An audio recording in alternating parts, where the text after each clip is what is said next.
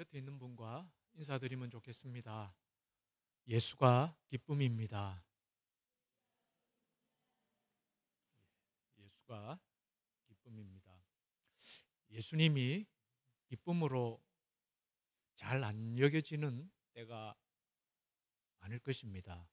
예수님이 기쁨으로 잘 느껴지지 않을 때는 어쩌면 우리 마음에 여전히 세상의 우상을 더 의지하고 있지 않나 그렇게 생각이 듭니다. 우리 구약 성경을 보면은 이런 구절이 자주 나오는 것을 시편이나 예언서나 자주 보게 될 것입니다. 하나님이 이스라엘 백성들을 애굽의 종살이에서 구해내셨다는 그런 구절들을 많이 보게 되죠. 애굽의 종살이에서 끄집어낼 때 하나님이 그냥 끄집어내실 수가 없으셨습니다. 거기에 많은 재앙과 이적을 보이시고 그렇게 이스라엘 백성들을 애굽 땅에서 자유할 수 있도록 끄집어내셨습니다. 이것은 오늘 우리에게도 참 우리가 세상에 종살이하고 있는 세상 우상에 종살이하는 것에서 자유로워지는 것이 참 쉽지 않은 것이구나 하는 것을 우리에게 시사해주고 있습니다. 이렇게 종살이에서 해방되는 이 사실이 우리 신약 시대에서도 우리가 익히 알고 좋아하고 전하는 복음의 중요한 내용이기 때문이죠. 하나님이 그렇게까지 하시지 않으면은 거기서 빠져나오지 못하기 때문에 하나님이 그 애굽 땅에 큰 이적과 큰 놀라운 일들을 그렇게 하나님이 베푸셔야 했구나 하는 것을 점점 더 복음을 알아갈수록 우리 마음으로 깨닫게 될 것입니다. 많은 분들의 간증을 들을 때 이런 내용들을 자주 들으셨을 것입니다. 많은 삶에서 진통을 겪고 나서야 하나님보다 내가 우상을 더 붙들고 있었군요. 심심치 않게 그런 간증들을 들으셨을 것입니다. 또 흔히들 나는 별 욕심이 없어요. 그냥 평범하게 소시민적으로 그냥 기본적인 안정과 품위만 유지하면 됩니다.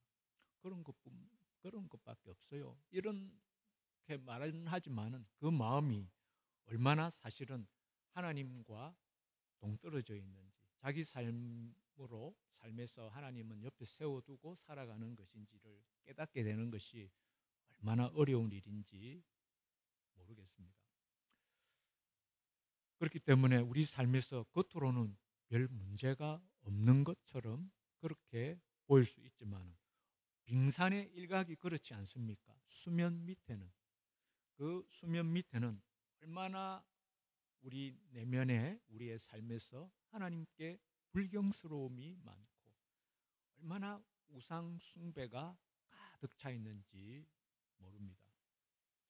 그래서 출애굽하기 전에 하나님은 이스라엘 백성들에게 대대로 기념하라고 명하신 예식이 있죠. 그것이 무엇입니까? 유월절 어린 양을 먹는 것입니다. 그렇죠? 유월절 어린 양, 예수님을 예표하는 것이잖아요. 예수님을 먹는 것이죠. 우리가 성찬식 할 때 주님의 몸과 피를 먹고 마시는 그것을 의미합니다. 우리가 믿는 복음의 핵심은 바로 유월절 어린 양을 먹는 여기에 고스란히 담겨 있는 것을 우리는 알고 있습니다. 왜냐하면 유월절 어린 양은 모두가 죽을 수밖에 없는 우리를 대속하시기 위해서 대신 달리신 예수님을 예표하기 때문이죠. 왜 이 예식이 우리가 구원을 받기 위해서 꼭 필요한 것입니까?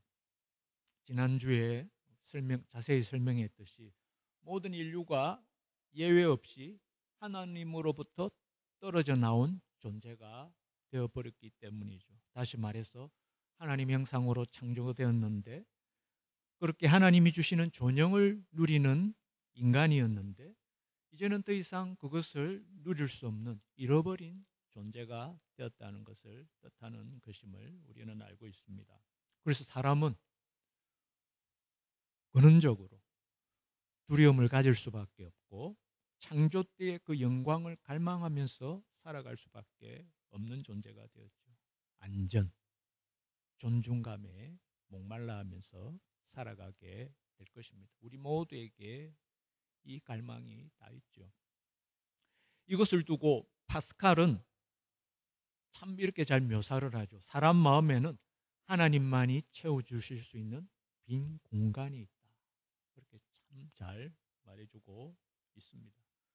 그렇기 때문에 유월절 어린 양, 십자가를 바라볼 때만 그때에 잃어버렸던 하나님의 그 형상으로 거듭날 수 있게 되는 것이죠.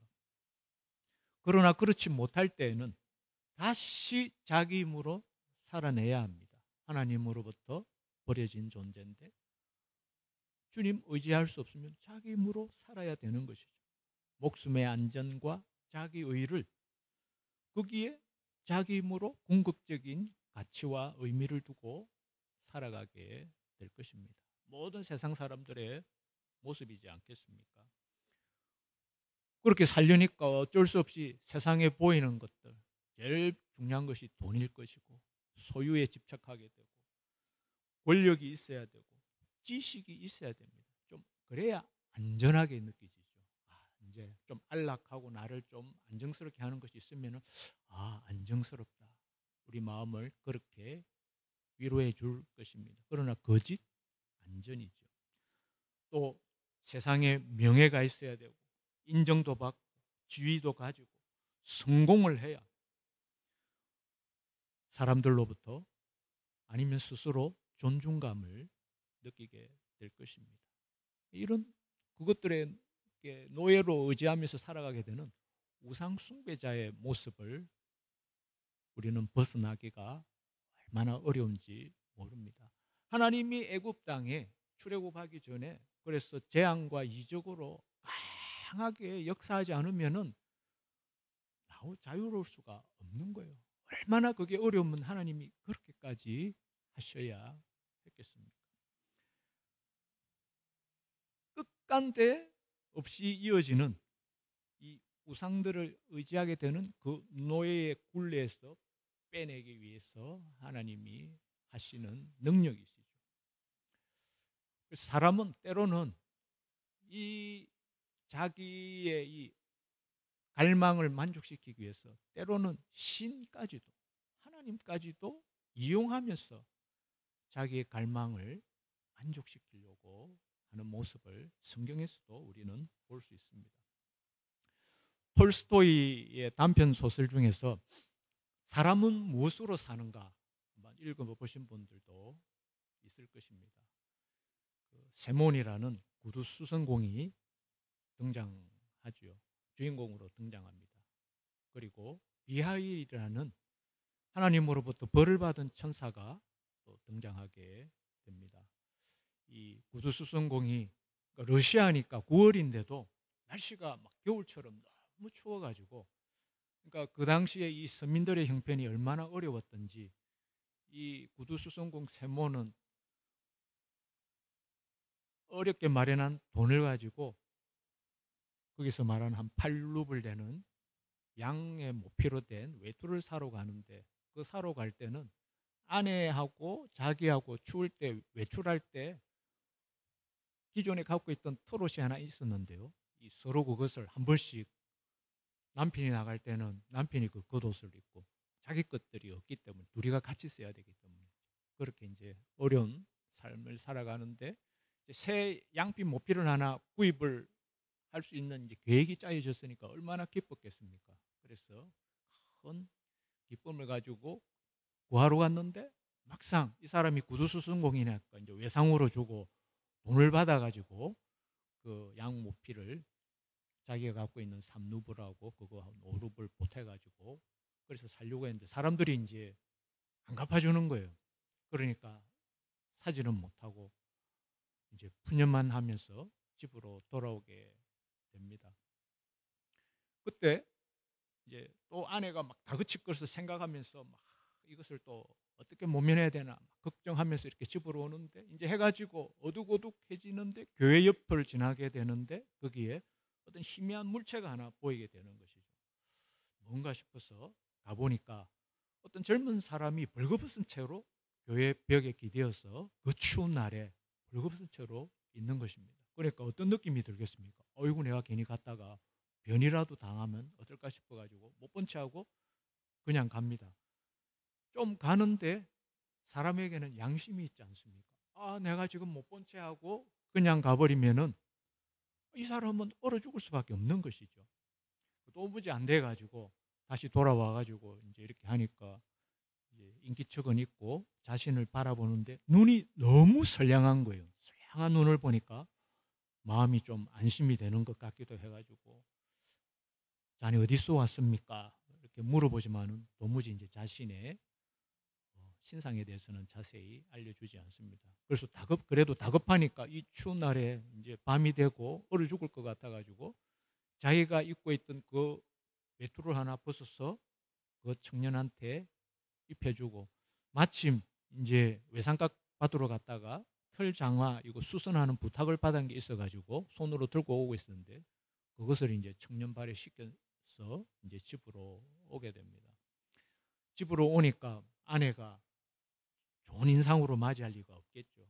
보니까 외투를 하나 더 들고 와야 되는데 외투를 하나 벗어서 다른 사람 주고 이런 식으로 오니까 아내로부터 크게 구박을 받습니다.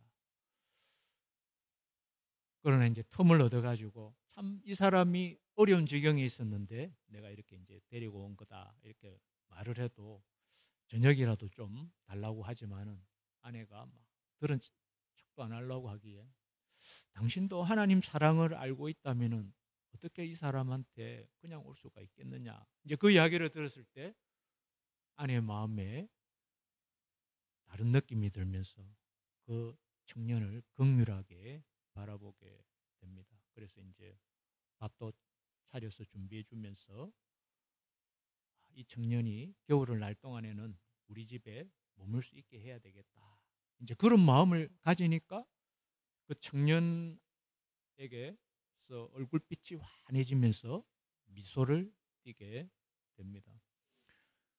이제 이 청년이 그 집에서 살면서 1년이 이제 지났는데 그 지나는 동안에 이제 무슨 일을 해야 되기 때문에 구두수성공 세몬이 당신 무슨 일을 할 줄 압니까? 이렇게 물어보니까 아무 할 줄 아는 일이 없는 거죠. 천사가 무슨 땅에서 하는 일을 배웠겠습니까? 이제 하나씩 가르쳐 줍니다. 구두수성공 일을. 근데 하나 가르쳐 주면 너무 잘 습득하고 한 1년 지나니까 실력이 자기보다 더 이제 좋은 지경입니다. 1년이 지났을 때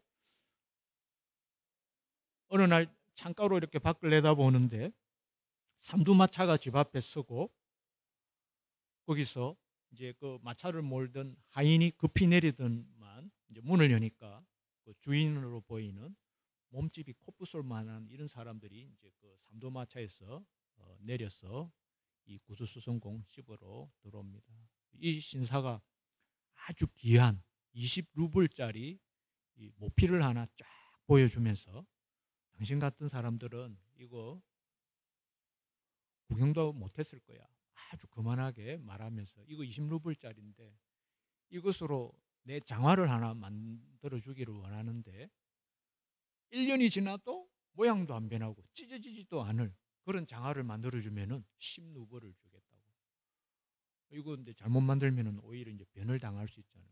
그래서 이제 이 구두수성공이 옆에 있는 그 천사 그 미하엘, 그때까지는 천사인 줄 몰랐죠. 눈치를 보니까 주문 받으라고 할 수 있을 것 같은데 사인을 줘가지고 그 장화를 가지고 이제 수순을 이제 그 모피를 가지고 장화를 만드는데 재단을 하고 만드는데 그 신사가 돌아간 후에 이 미하엘이 만드는 그것이 장화가 아니라 이 슬리퍼를 하나 만드는 거예요. 그 귀한 20루블짜리 모피를 원단을 가지고 너무 놀래가지고 막 이렇게 있으니까 하루가 지났을 때 그 삼두마차를 몰았던 그 하인이 다시 급하게 이 집으로 와가지고 이야기를 해주는데, 어제 마차로 돌아가면서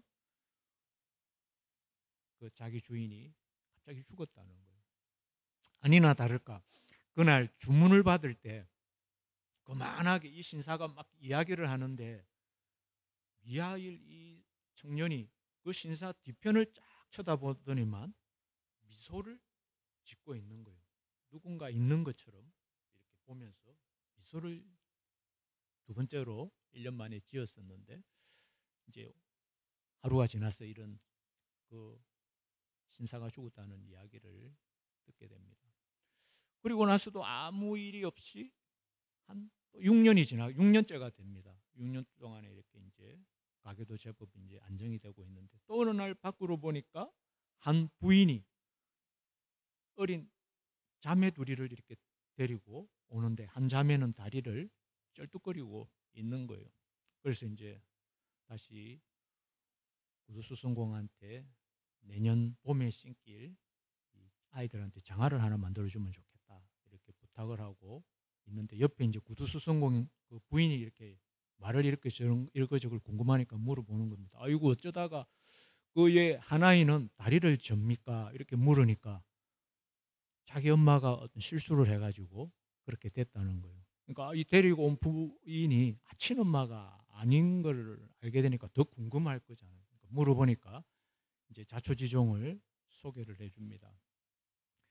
이 애들 낳기 전 사흘 전에 아버지가 숲에 나무를 베러 갔다가 나무에 깔려 죽었고, 이제 애를 낳을 때 이 엄마가 이제 죽었는데, 그때 엄마가 죽으면서 이렇게 쓰러지면서 아이 다리를 덮쳤는데, 그때로부터 이렇게 다리를 쩔뚝거리게 됐다는 거죠. 그래도 이 아이들을 잘 자랄 수 있고 참 거기에 대해서 보람을 느끼면서 막 감동하면서 이 부인이 눈물을 흘리는 것을 또 보게 됩니다. 이제 그거를 보고 이 미하엘 천사가 세 번째로 또 얼굴에 환한 미소를 띠게 됩니다. 이제 이 사람들이 부인하고가 다 돌아가고 난 뒤에 이제 이 미하엘이 자기 정체를 밝히면서 이 구두수성공한테 그동안 감사했다고, 자기가 천사였는데 하나님 벌을 받고 자기가 지금 이렇게 됐다고 말을 합니다.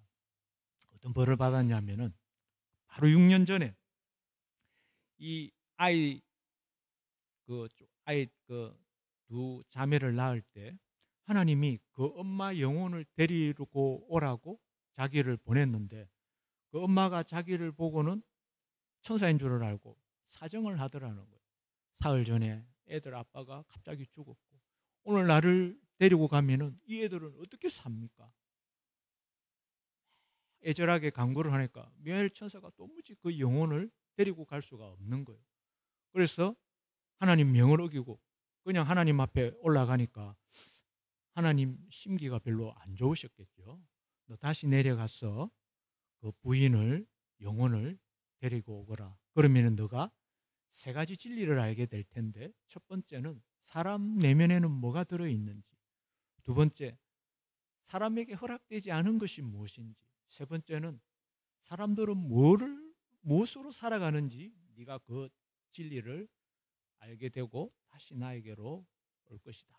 그래서 이제 그 여인의 영혼을 데리러 갔을 때 갑자기 미하엘 천사의 날개가 이게 부러지면서 그날 땅으로 떨어지고 이제 엄마 영혼만 하늘로 올라가게 됐는데, 땅에 떨어진 그날 이 구두수성공을 그 추운 날 밤에 만나게 된 것입니다. 그래서 자기는 지금 이제 세 가지 진리를 깨닫게 되어가지고 하나님으로부터 용서를 받고 다시 하나님께로 갈 수 있게 되었는데, 그 세 가지 진리가 뭐냐면은, 첫 번째, 사람의 내면에는 뭐가 있는가? 그 추운 날 자기한테 모피를 벗어준 이 구두수성공, 자기의 처지도 아주 가난하면서 그 추운 날 자기 모피를 벗어주고, 또 그 집에 갔을 때 처음에는 막 사납게 돼 있지만은 자초지종을 들어보고는 자기에게 긍휼을 베풀어주고 동정심을 가져주고 음식을 주면서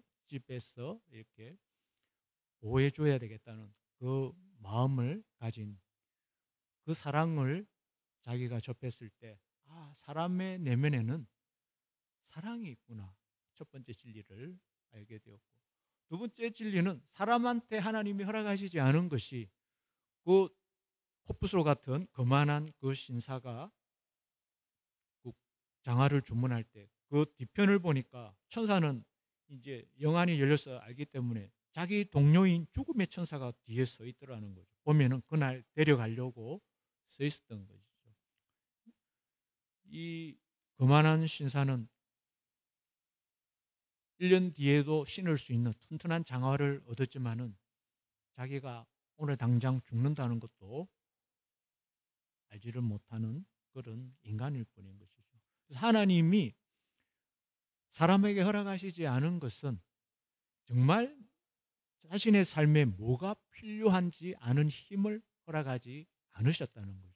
만약에 내한테 필요한 것을 다 안다면은 사람들이 그냥 흩어져서 그냥 자기만을 위해서 살아갈 텐데, 내한테 정말 필요한 것이 무엇인지를 모르기 때문에 불완전한 존재잖아요. 그래서 흩어지지 말고 서로에게 관심을 가지면서 살아가도록. 그래서 하나님이 정말 자신에게 필요한 그것을 아는 힘을 허락하지 않으셨다는 거예요. 세 번째 이제 그 깨달은 진리는 이 엄마마저 떠나가면은 이제 이 어린 두 아이는 어떻게 살아가는가 걱정이 되었지만은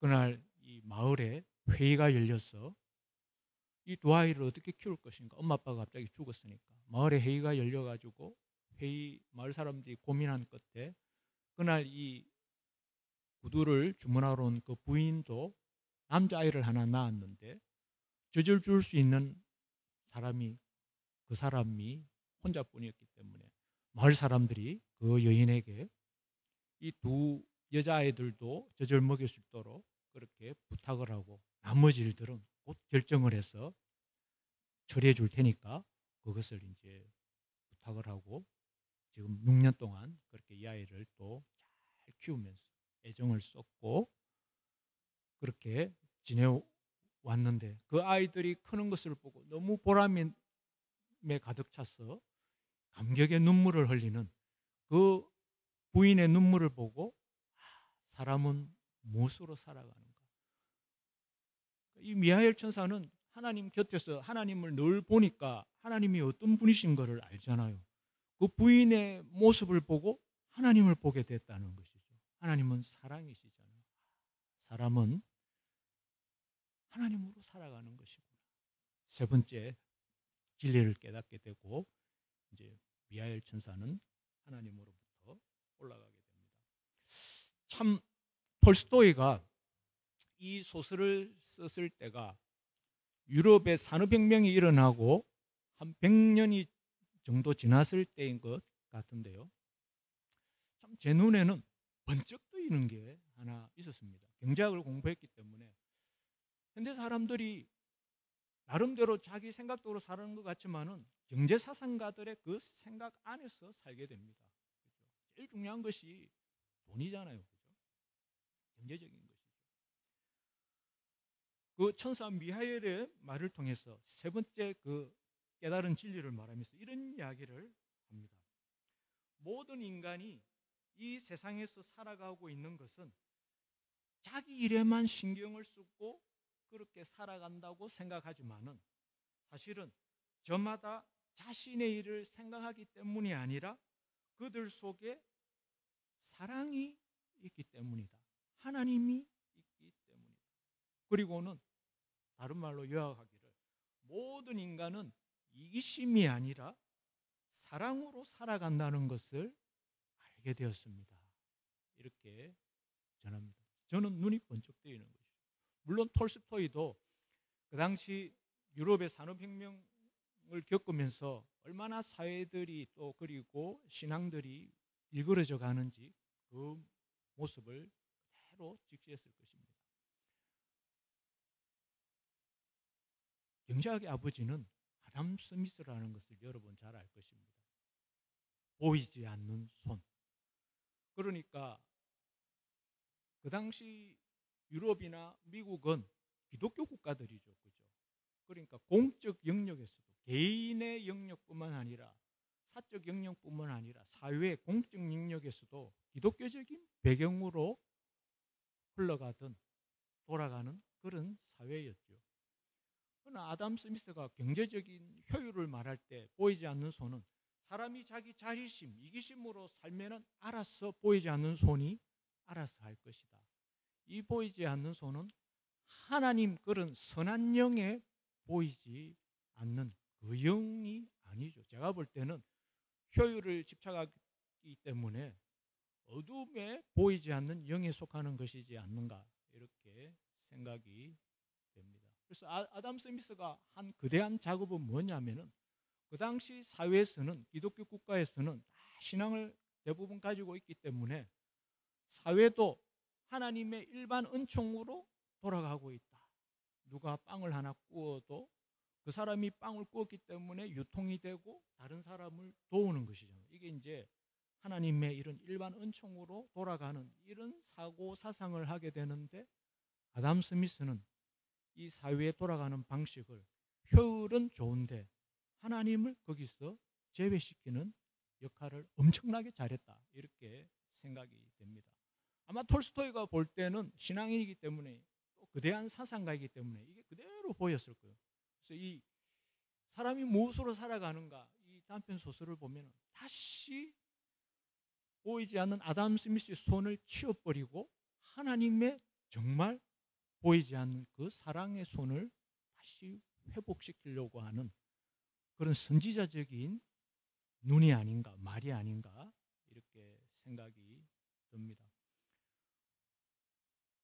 산업혁명과 아울러 계몽주의가 시작되면서 계몽주의는 이런 것이잖아요. 과학적으로 증명되는 사실 그것만 공적 영역에서 인정해. 나머지 종교적이고 초월적이고 신앙 이런 거는 사적인 영역으로 해. 그래서 이 신앙이 사적인 영역으로만 이렇게 많이 밀려버리고 공적인 영역은 이제 신앙이 들어오지 못하도록 이 계몽주의 사상이 그렇게 만들어버렸죠. 미국의 유명한 아이비리그 대학들, 하버드 대학, 예일 대학, 신학대학으로 출발한 대학입니다. 오늘날처럼 막 세속적으로 막 대단한 출세를 하는 그런 목적으로 세워진 대학이 아니라 신학대학으로 세워졌죠. 성직자들이 세운 대학들입니다. 그러나 오늘날 이렇게 한 200년 만에 어떻게 변해버렸습니까? 한 1950년대를 기준으로 해서 대학에서는 이제 더 이상 기도도 못하게 했어요. 처음에 하버드 대학, 예일 대학은 기도로 시작하고 기도로 마치는 그런 학교였죠. 그리고 사회의 공적 영역에서도 신앙적인 것들이 얼마든지 통용이 되었는데 이 계몽주의 사상으로 인해서 더 이상 공적인 영역에는 이런 신앙 가치 이런 것이 들어올 수 없도록 만들어버린 것이죠. 다른 신앙 체계, 우리가 무신론이라 할 때, 유물론이라 할 때 신앙이 없는 것이 아니라 이거는 엄밀히 말해서 다른 신앙 체계인 것이죠. 다른 믿음 체계인 것입니다. 200년 만에 이런 지경이 되는 것입니다. 그 다른 믿음 체계인 그들은 대학에서는 기도해서도 안 되고 이런 식으로 뭘 하는데 그들이 옳다는 것은 어떻게 증명할 수 있겠습니까? 그들이 주장하는 것은 과학적으로 증명할 수 있는 것만 사실이고 받아들이려고 하죠. 그들이 옳았다는 것은 어떻게 증명할 수 있겠습니까? 그들은 기독교가 유일한 진리임을 인정할 수 없다고 말하죠. 바로 그것처럼 그들의 믿음이 진리다는 것은 어떻게 증명할 수 있겠습니까? 절대로 할 수 없는 것이죠. 그들의 논리대로라면은 그들도 자기가 주장하는 그 말에 스스로 모순이기 때문입니다. 그런 말을 할 수 있으려고 한다면은 이미 확고한 더 큰 신앙이 있어야 그렇게 말할 수 있겠죠. 그러나 그들은 그런 거 없다 이렇게 말하기 때문에 그들이 그렇게 말하고 있는 그 자체가 스스로 모순이 되는 것을 발견하게 될 것입니다. 사실 우리 삶 속에서 나타나는 일들을 살펴보면은 그들이 훨씬 더 취약하고 모순이 많다는 것을 발견하게 될 것입니다. 그러한 사상들, 유물론은 보이는 물질이 있어야 안전하고 행복하다고 말하죠. 그럼 우리 신앙은 어떻게 말합니까? 보이지 않는 하나님을 따라야 우리가 정말 부요하고 풍성하게 살 수 있다고 이렇게 말하는 것입니다. 유물론은, 무신론은 보이는 것에서 시작을 하는 거예요. 우리 신앙은 보이지 않는 것에서 시작을 하는 것입니다. 하나님이 이 세상에 보이는 것 만물을 다 만드셨잖아요. 하나님을 따라야 진짜 보이는 것들도 풍성하고 평화적이고 부유해질 수 있다. 이게 성경에 우리 신앙이 가르치는 것이죠. 오랜 우리 인류의 역사 속에서 하나님 사랑 잃어버리고 에덴 동산에서 버려진 존재가 된 인간이 자기 힘으로 거짓 안전과 존영을 얻으려고 하는 모습이 오늘날의 우리의 모습에서도 그대로 나타나고 있을 것입니다. 보이는 우상들을 통해서 그 거짓 안전과 존영을 이루려고 하는 모습인 것이죠. 오늘 본문에서도 하나님 백성들은 하나님 사랑 안에 머물고 있지 못하는 모습을 그대로 보여줍니다. 15절을 보면은 거룩한 제물 고기로 내 재난을 피할 수 있겠느냐. 지금 제사 드리고 있는 걸 말하는 거거든요. 희생 제물이 되는 그 제물은 예수님을 의미하는 것입니다. 그러나 백성들은 제사를 드리면서도 하나님 은혜에 머물고 있지를 못하는 것입니다. 그러면서도 17절에 보면은 그들은 하나님께 드리는 예배를 바알에게 분향하듯이 그렇게 예배를 대하고 있는 모습을 보게 됩니다. 우리 구약 성경 여러 곳에서 보면은 점점 그들의 마음이 하나님으로부터 멀어지고 있는 이스라엘 백성들이 성전에서도 그렇고 심지어 예루살렘 곳곳에 우상들을 함께 섬기고 있는 그런 모습을 구약 성경 곳곳에서 우리는 볼 수 있죠. 뭘 말하는 것이겠습니까?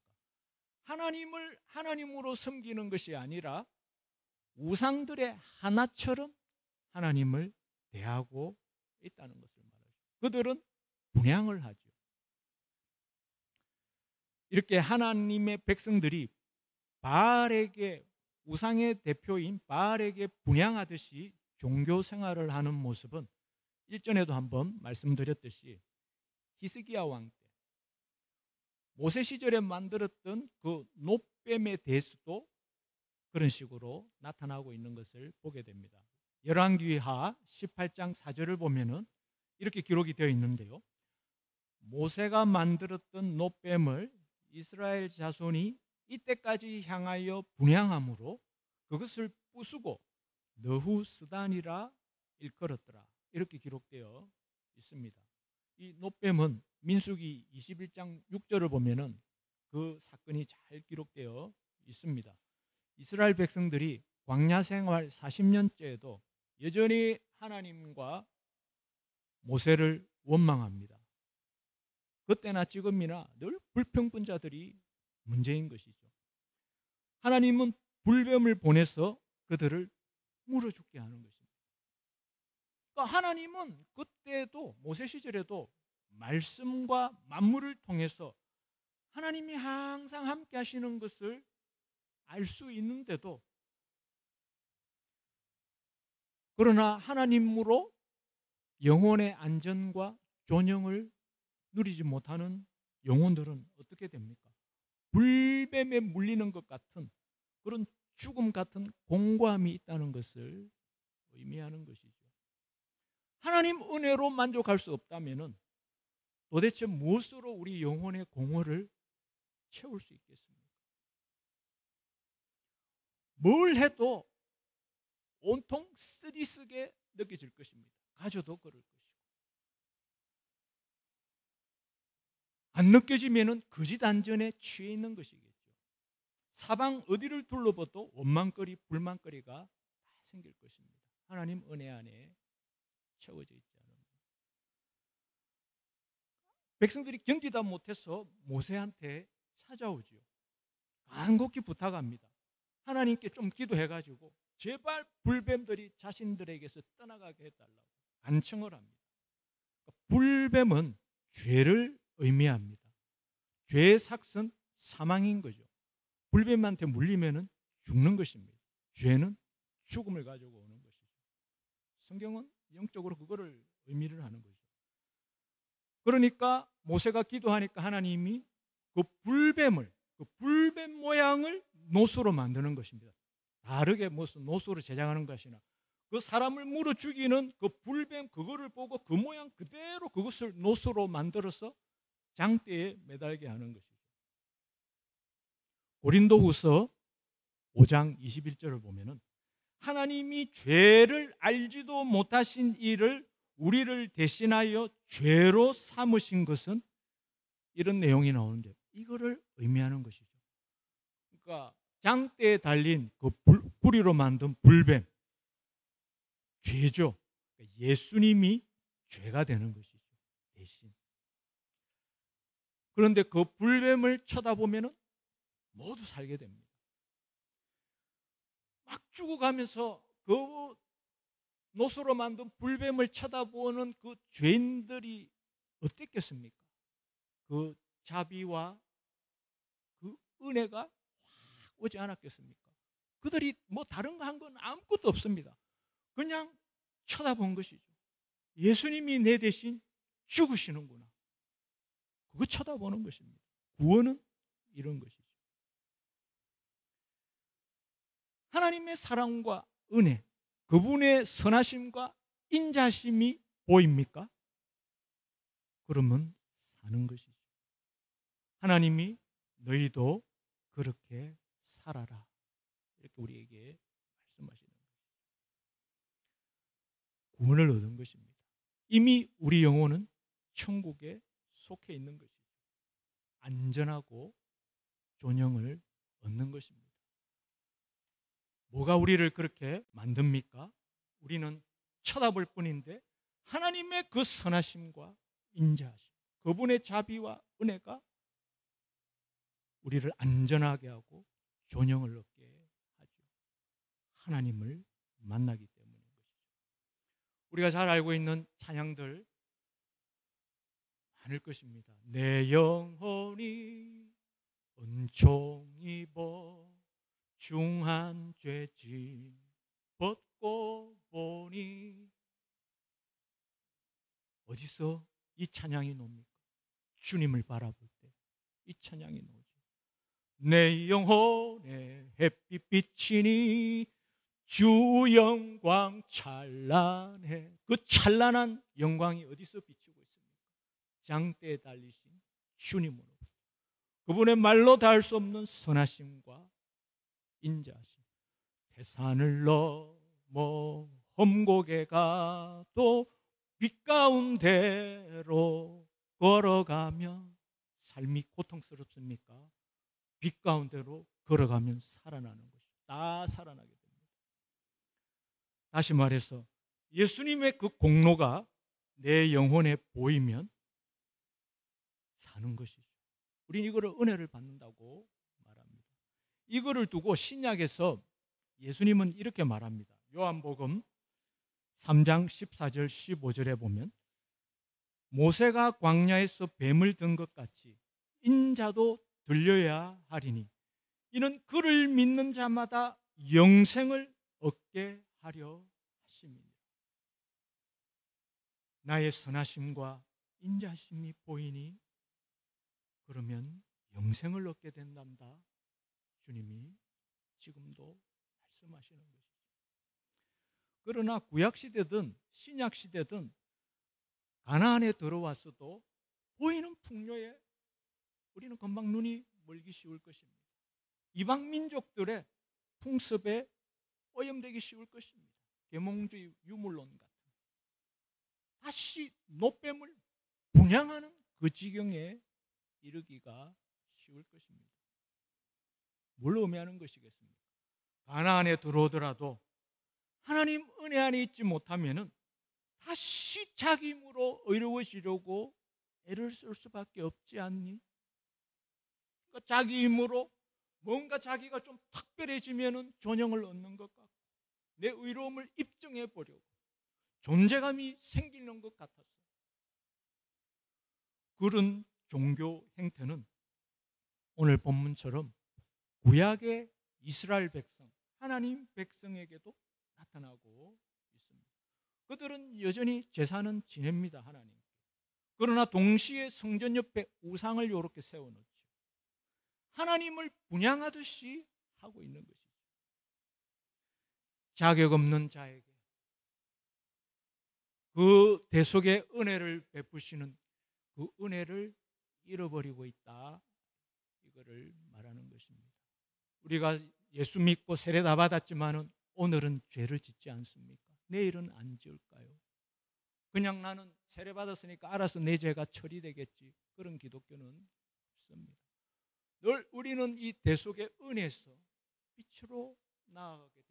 내 영혼이 살아나는 것을 늘 경험하게 될 것입니다. 그분의 선하심과 인자심을 바라볼 때. 그렇다면은 우리 오늘 보고 있는 이 구약 성경에서 보고 있는 이스라엘 백성들의 모습은 하나님을 모르던 동서양 복음의 무속 종교들, 이방 종교들은 다 어쨌든 자기 힘으로 의로워지는 거잖아요. 구원 얻는 거잖아요. 자력 구원이라고 하죠. 이게 전염돼 가지고 이스라엘 백성들한테도 전염되어서 고차원적으로 진화한 모습이라고 볼 수가 있겠죠. 그들 중에는 종교적인 성과를 가진 사람들도 있을 거고 종교적인 지위를 가졌기 때문에 안심하고 있는 사람이 있는지도 모르겠습니다. 그런 식으로 자기 의를 입증하는 것이죠. 하나님의 선하심 여기는 그걸 의지하는 게 아니죠.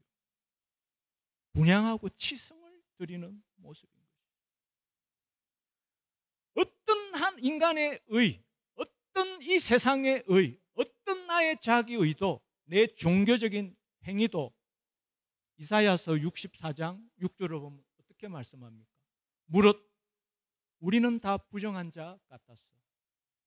우리의 의는 다 더러운 옷과 같은, 우리의 의는 누더기 같다는 것이죠. 선하심과 인자심, 그분의 공로로 우리가 의로워지는 것입니다.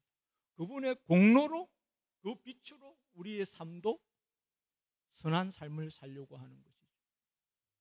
내가 지금 선한 삶을 살려고 하는 것에 주목해버리면, 관심을 더 두게 되면 그분의 공로를 가리게 되는 것이죠. 자기 힘으로 이처럼 의로워지려는 이 행태는 예수님 시절에도 나타납니다. 구약 성경에서만 나타나는 것이 아니라 복음서로 넘어오면 예수님 시절에도 나타납니다. 뭡니까? 율법주의. 내가 지금 선행하고 있으니까 나는 됐겠지, 천국 가겠지, 구원 받았겠지. 하나님의 선하심과 하나님을 의지하는 것이 아니죠. 참 안타까운 모습으로 가게 되는 것입니다. 또 지금 신약 시대는 어떻습니까? 예수님마저 분양하려는 이런 모습은 나타나고 있지 않을까요? 예수님에게도 얼마든지 치성을 드릴 수 있는 것이죠. 그러니까 자기 힘으로 구원을 얻으려고 하는 이런 종교 행태가 초고차원적으로 진화되어서 지금은 예수님을 세워놓고 그렇게 할 수 있다는 것이죠. 복음마저도 율법처럼 대할 수 있고 예수님도 율법처럼 얼마든지 대할 수 있다는 것이죠. 하나님의 선하심과 인자심, 그분의 공로를 의지하는 것이 아닐 수가 있다는 것이죠. 그러면 우리는 신앙과 예수님을 이용하는 것이죠. 구약에 지금 바알에 분향하듯이 하나님의 은혜로 이거를 잃어버리니까 자기 힘으로 자기가 원하는 안전과 존영 달라는 거잖아요. 신들에게 하나님한테 그렇게 달라고 하고 예수님한테 그렇게 달라고 할 수 있다는 것이죠. 주님은 우리가 태어날 때부터 우리에게 은사와 재능과 우리의 능력과 강점들을 다 주셨지요. 먼저 하나님은 모든 우상에게서 자유로워지고 이 대속의 은혜 안에서 그 복음을 따라서 우리에게 주신 이것들이 사용되기를 원합니다. 사회에서도 마찬가지고 직장 생활에서도 마찬가지고 우리가 많이 기도하고 고민하면서 해내야 되는 부분들이죠. 저와 여러분에게 참된 존영은 자기 이미지가 아닙니다. 자격 없는 자가 받는 대속의 은혜로 하나님의 사랑으로 받게 된다는 것을 잊지 마시기 바랍니다. 날마다 자격 없는 자에게 베푸시는 대속의 은혜 안에서 눈을 뜨고 잘 때도 대속의 은혜 안에서 눈을 감고 세상과 자기 의의 그 노예로 살아가는 데서 종살이에서 해방되어서 그 자유와 기쁨으로 감사하면서 하나님께 영광 돌려드리는 저와 여러분들이 다 되시기를 구주 예수 그리스도 이름으로 축원드립니다. 아멘. 우리 함께 찬양을 드리면 좋겠습니다. 찬송가 446장입니다.